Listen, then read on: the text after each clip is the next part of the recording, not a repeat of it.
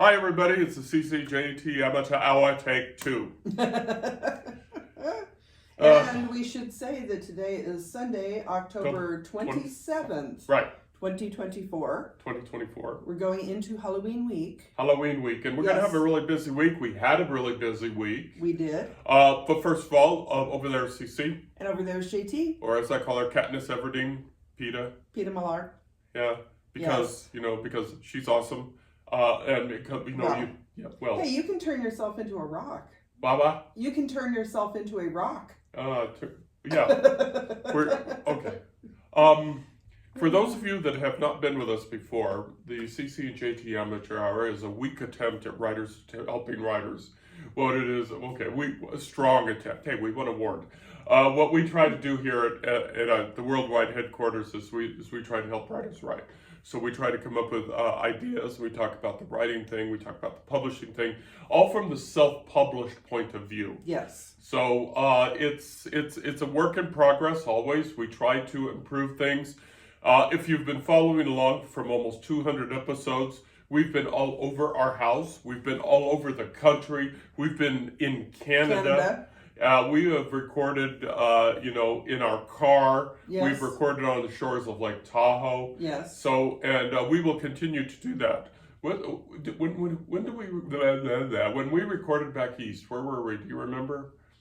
I feel like we went to multiple places. Yeah. I'm just trying to think of. We did an episode. We did it in Ontario. Yes, we did. I'm blanking. I don't remember. There were so many episodes, just a few months so little ago. time. But you are all worth it.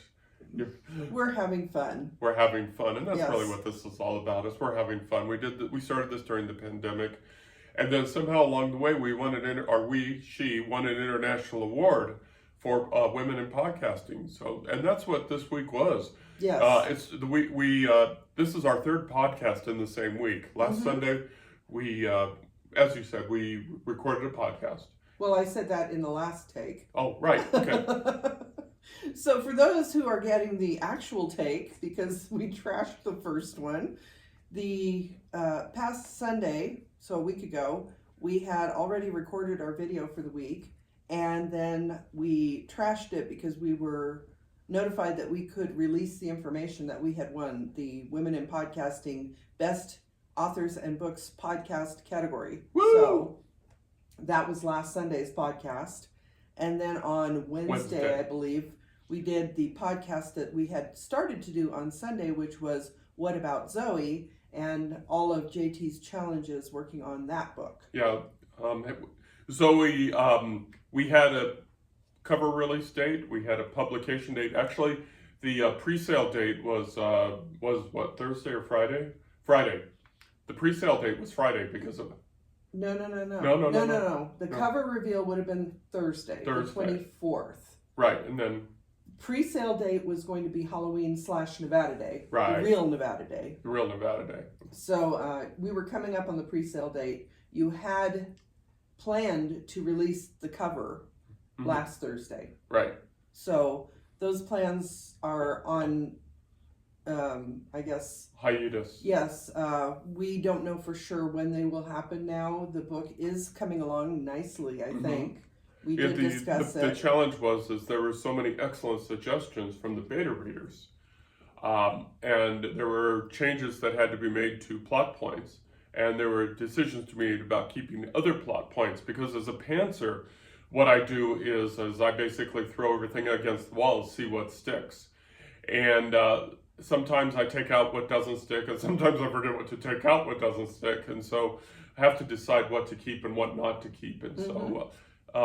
but finally, ultimately made the decision that the release schedule was too ambitious for what needed to be done. Yes. Way too ambitious. So we put everything. I'm still working on Zoe actively, but it's just. And it has already gone to the editing company once. It was scheduled to go back, I think, this coming Friday. Right. Was that correct? No, it was actually the 22nd. Oh, so last Friday. Yeah. So, or No, that's not even that. No, Anyway. that's all right. Anyway, you know what I mean. Yes, it was supposed to be back in the editing queue at the editing company, but that has been pushed back even a few weeks now due to their schedule. Well, their schedule and our schedule. Yeah, and so it's either on hiatus or suspension or whatever you want to call it. But right now, it's the ultimate goal, of course, is to give you a better book, one that I'm happy to give you at a cost, of course. But it's small cost. Small cost. If I give up one Starbucks a month. Okay, so that's what happened on Wednesday, and then. This upcoming week is going to be very interesting for us because it culminates in the real Nevada Day. Yes. Which is why we are wearing Nevada themed. Yeah, and we're going to talk about Nevada here in a second. But before that, there's a couple of things going on. Yes. So on Wednesday, we will be at KOLO 8 in Reno. And we will be interviewed, so it will be more professional than our little podcast. That's not a high bar. But we're going to be on the morning show sometime between 9 and 10 a.m. on Wednesday, October 30th. So that is local to Reno and surrounding areas, but we should be able to find a link once it's live on their website, and we may be able to post that link on our website. So if anyone's interested, you can check it out. But it will be a brief interview.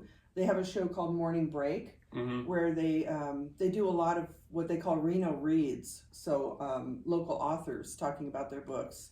And this is going to be more of just a discussion about our podcast, but we will be talking about our books a little bit because we do podcast about writing. So we're going to be a little bit Reno Reads and a little bit just, interesting story, I guess. But we also, our local online, I guess you would call it a newspaper, news source, Carson Now, also ran our press release about the Women in Podcasting Award. Haven't seen it anywhere else yet, but there's been so much going on because it is election season. We're coming up on, I guess, the last week of early voting before Election Day, plus Nevada Day. And I was out and about taking pictures yesterday. It turned out to be quite funny. So that's kind of the topic of our podcast for today. But before we go away from that, just as a reminder, is the real Nevada Day / Halloween is coming up. Yes. And especially the Halloween. So I would like us to pay special attention to Cece's hat, which is one of the 3 stars of her ongoing podcast series with Edgar Allen Poe. Her hat, Ed, and you. Yes. So the hat is so cool. So I'm wearing my Spooktober hat for the last time this year. I have preloaded the rest of Spooktober. It will run up until Thursday, Halloween. It posts every morning, and then I usually do social media promoting the fact that it is live. So, and I have some thoughts about Spooktober 2025 now. So it may take a slightly different format next year, but it could be pretty cool. Yeah, and if you're any kind of fan of Edgar Allan Poe, really super recommend this. It's Cece does puts a lot of energy, puts a lot of effort, puts a lot of research into these videos, and they're really cool, and you should watch them because it's fun. It's fun. So there is actually a full playlist of Spooktober on my YouTube channel, so you could just click on the playlist and pick and choose. There are, I think, going to be 61 videos total by the time all is said and done, because I did readings of the poems last year. This year I did background on the poems that I read last year, and I read a few extra poems. So it ended up being a full month this year, and I think next year I'm probably backing off on that a little bit. I might do weekly instead, because a month is a big commitment. Yeah, and but the outcome, really, it's very, very cool. So definitely recommend that. Anything else? For those that are wondering, our business thing is coming along, and we are hoping to have more news as we get closer to the end of the year. More news. So funny. It's so funny. Check out the bookmarks by Cece's hand. Cool. 2 more books. 2 more books. Okay. So let's talk about one of our favorite subjects, for obvious reasons. Yes. Let's talk about one of our favorite subjects, and that is Nevada. Home means Nevada. Home means a hill. And I will say, we talked about my awesome hat, but this awesome little sweater, I believe you bought for me at the Legislative Council Bureau gift shop. The legislative gift shop that's in the legislative building, which is currently undergoing a major overhaul. So getting there would be a challenge if you're local. Go in the back door. Yes, they have really upped their security and everything, so it's not as easy to get in it. But you can go into their website. They do sell things like Nevada-themed books, and there's jewelry and all kinds of fun stuff in there. But this is one of the things, and I believe we may have gotten that sweatshirt there as well. So shout out to the Nevada State Legislative Gift Shop in the Legislative Building, which is in the Capitol Plaza area in downtown Carson City. So we're wearing products that were bought in the state of Nevada for Nevada. Yep. We want to talk about our love and our passion for the state where we live. Like most Nevadans, and I'm not kidding there. Like most Nevadans, we were not born here. She's a Californian, I'm a Texan by birth. Yes. But we have fully adopted our state. We are both Nevada high school graduates. Yes. We are both Nevada college graduates. We are both Nevada University graduates. Yep. The Nevada University, by the way. University of Nevada. University of Nevada, or as we call it, the Harvard by the truck, eh? So our education experience, and of course we are state of Nevada retired employees. Yes. So we have served Nevadans, and our kids are all Nevada high school graduates. And our grandkids are actually on their father's side of the family fourth or fifth generation Nevadans. So on our side of the family, we are recent transplants, even though your aunt was born in Nevada, at least one of them. But our side of the family that we are now related to by marriage, which we really awesome family members. Yes. They are our grandkids are fourth or fifth generation Nevadans, which is unusual. Yep. And by the way, take a quick right turn here to say, hey, if you want a great dining experience, go to one of Reno Sparks area's best dining experiences, and that's the Halfway Club on 4th Street. That's an unpaid. Well, and also the Halfway Club has had a lot of press because they have been around for over 70 years now, I think. It's probably the longest family-owned restaurant operating in Nevada now. And I think that's the whole state. Yeah, so that's pretty awesome. We have a big connection to Nevada in that way, and we are happy that we... Through marriage. Yes, through marriage, but we're very happy. We've eaten at the Halfway Club, and they make really awesome pasta. The ravioli. God. Oh my God. It's handmade, old family recipe. They used to do the Italian festival, but the family has gotten older, so... But anyway, that's an unpaid endorsement, but that's okay. It's a family by marriage endorsement, so that's fine. Our connection to Nevada runs deep in so many different ways, and it's even more than that. And I'm not going to bore you with it, but it runs deep. But since this is a writing podcast, how do we do it in the writing kind of way? Well, obviously, we got, that book there, Sheriff in Nevada. Sheriff in Nevada, Downfall, and Zoe. And also a couple other books, which are my not safe for writing, not safe for work books, but they're not here. We don't even have them They're not here. But so Zoe will be my 5th Nevada-centric book. So the question may come, and you're working on your Nevada-centric book. Yes, I'm working on 2 books. One is a paranormal romance set in Virginia City. The other one will be a historical romance set in Carson City with a lot of the information I learned from my previous job about the history of Nevada. Yeah, folks, if you need a Nevada expert, she's sitting right across the table from me because her job used to be Nevada history. Nevada state government history. But still, government. Yes. So the question, of course, was why do we write so much about Nevada? And it's really, I think my answer is probably the same answer for all states. How can you not write about the home that you've adopted? Because and I admit that I'm biased here, but I think Nevada is probably the most unique of the 50. Now, an argument, of course, can be made for your particular state. Of course. Like, for instance, I used to live in Alaska. And Alaska, wow, then, it has a fair argument to be the most unique state. We lived in the Midwest in Nebraska, and and we've seen other Midwest states, and Nebraska is its own, piece of meat on the table. It's different from the other Midwest states.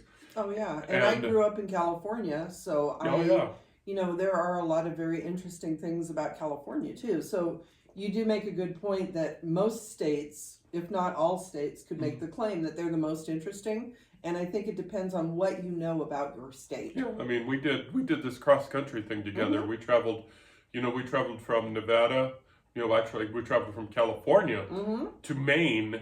And then all the points in between. And we went the northern route through through Wyoming and through South Dakota, that kind of thing. And then we came back around and we came through like Tennessee, Missouri, and so every state has its own unique story. Maybe not Kansas. Oh no. Okay, I'll be. It's just dust in the wind, Yeah, actually, Kansas is famous for Clark Kent and Dorothy from Wizard of Oz. Well, we did drive by Metropolis too, which has it's got a whole Superman museum and everything there. So every state is special. So what makes Nevada so special that I have written five Nevada-centric books, and well, first of all, I think Nevada probably has, of all the 50 states, and I'm pretty sure that this is accurate, it has the biggest chip on its shoulder because, most people, especially those east of the Mississippi, can't pronounce the name of our state correctly.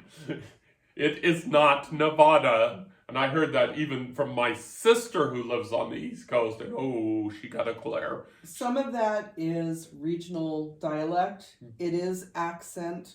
So I try to give people the benefit of the doubt, but famously, one of our former state archivists, so a Nevada official, corrected a former president, and it has become a bumper sticker that people buy, that it's Nevada, not Nevada. Yeah. So the correct pronunciation, based on the locals, now, Nevada is a Spanish word, so we are probably pronouncing it incorrectly, but linguistically in Nevada, it is Nevada. And then, of course, there's the reputation that Nevada had, which used to matter, but not so much now. Starting with gaming, of course, but gaming and gambling has become so intertwined in almost every state in the union. I mean, you cannot turn on a football game without there being a gaming commercial, without a gaming sponsorship. Yes. So gaming doesn't have the same, what's the word I'm looking for? It was kind of exciting in a unique way because there was not gambling or gaming in a lot of this country. It was illegal in most states, except for things like horse tracks, dog tracks, things like that. But in most cases, casinos were not a thing. Yeah, bingo in churches. Right, yes. There are forms of gaming. Yeah. And then, of course, there's the legalized prostitution, which probably... I'm not going to say that I'm an expert, and I'm not going to do the surveys, but if I were to say that there was a crime that that the law turned a blind eye to, with everything else going on in the world, I think that probably prostitution and gaming are probably two of the lowest.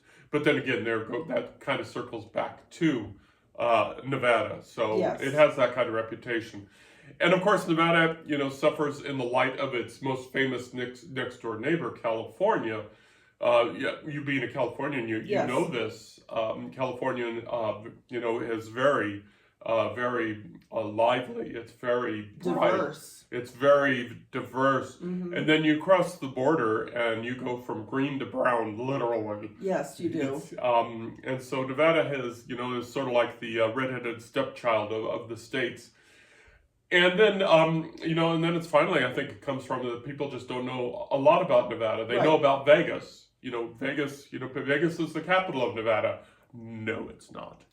Well, and to your earlier point that most people who live in Nevada are not native Nevadans, the people who have moved here do not know a lot about the state. I mean, they do learn, every child, I think in like 4th grade and maybe 8th or 9th grade, learns a little bit of Nevada history, but they don't have the generational knowledge of having lived in the state for Mhm. many, many years. So even the people who are Nevadans don't really know about Nevada. Yeah, and we go around. We got these names that like Kitski, and McCarran. Echegoyen, and pardon me, McCarran. Yes. Echegoyen.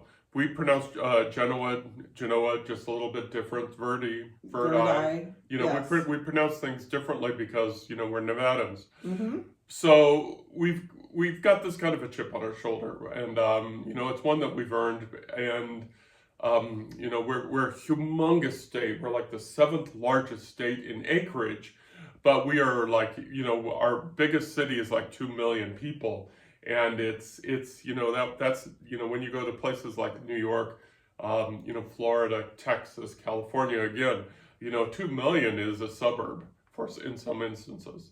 And a high percentage of our state is owned by the federal government because there are parts of land. Nevada that are not really productive. Right. So the history of how the lands were allocated in early Nevada statehood is fascinating. And the fact that a lot of the state is administered by the Bureau of Land Management because it's a lot of open space. There are challenges with grazing rights. That's a whole issue that, it was in the national news quite a bit a few years ago. So Nevada has quite the reputation for being an outlier maybe as a state. So what is it? So we've set this up. So what is it about Nevada that makes it, subject of books? And it's the people.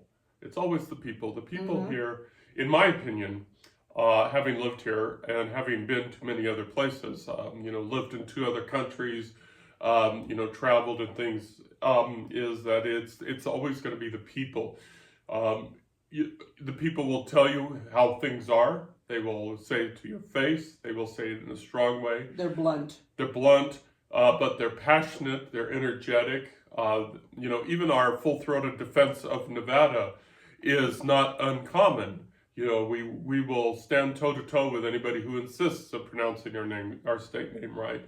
Our politics are diverse, or they used to be diverse, and whether the rurals like it or not, we are more a blue state than a red state. Whereas back in the day, we were solid red. But with the influx of Californians, our largest population center, Clark County, which encompasses Vegas, Henderson, North Las Vegas, has swung blue, and because it is the largest, it's taken the state on the national stage to the blue. Locally, in the rurals, especially in the rurals, still very red. And we live in a red county, that's for sure. Well, so yesterday, probably a large percentage of Nevadans were in our fair little city. And it is a small city because I think we're still less than 60,000 people.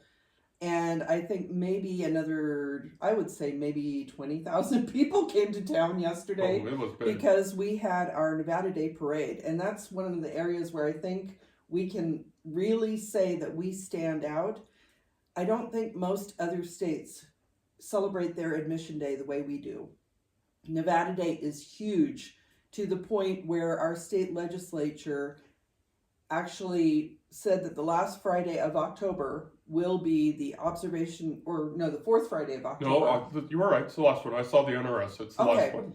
So the last Friday in October is the official holiday for Nevada Day because everybody does travel to Carson City to participate in the parade. We still have rock drilling contests, beard contests. They used to call it a whiskerino. Yeah. There are concerts. There's all kinds of stuff going on. The parade is 4 hours. It's a long parade. They had a balloon ascension that was amazing. I was running around town chasing down hot air balloons. So I think that one of the more unique things about the state of Nevada is our passion for celebrating our statehood and the fact that we were admitted to the Union during the Civil War, not to...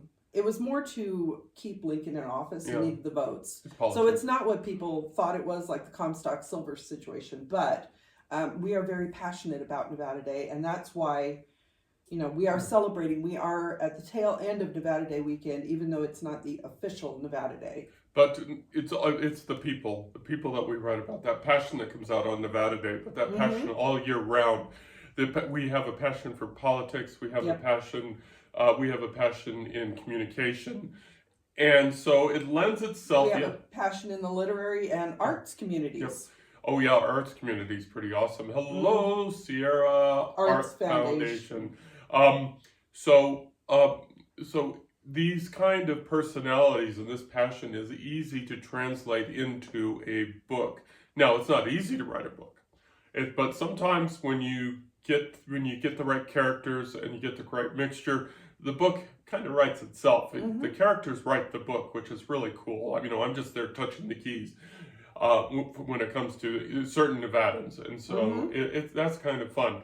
So why write so many books about Nevada? Because some books, sometimes they write themselves.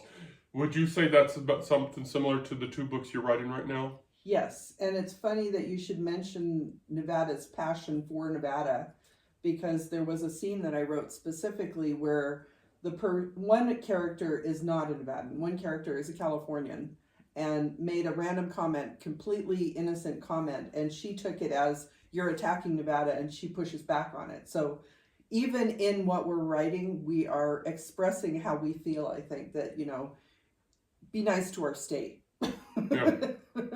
Yeah. Yes, we have our problems. Every state does, but be nice to our state. Yeah, are we coming at you?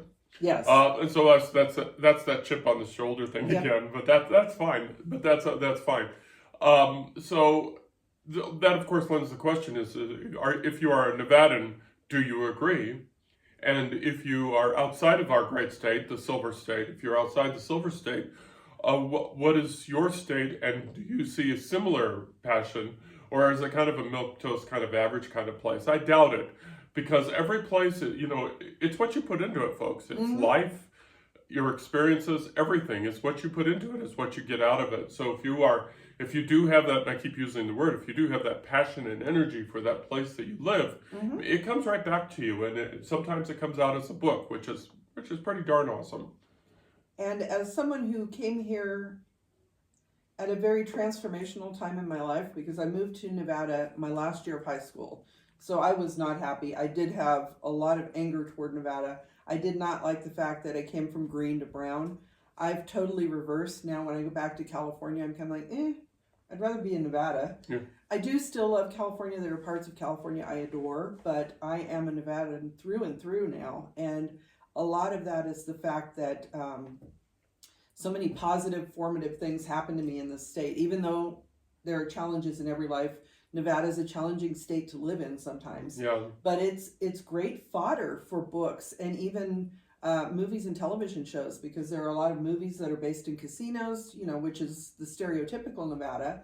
But then go back to certain generation, Bonanza. Bonanza was huge. And a lot of people have a connection to Nevada through Bonanza, because there are still a lot of Bonanza fans around. And Nevada lends itself well to storytelling. Yep. So as I said, so if you have that passion for your place, write a book. It's probably easier than you think. Hey, we're about out of time here.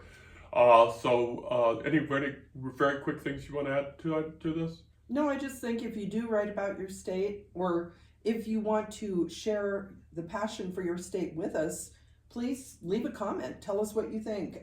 Tell us how your state maybe compares to Nevada. Okay, we got to run because we're out of time here. So over there is CC. And over there is JT. Thank you very much for watching, and we will catch you next week on the CC and JT Amateur Hour. Y'all take care now. Bye-bye. Happy Nevada Day.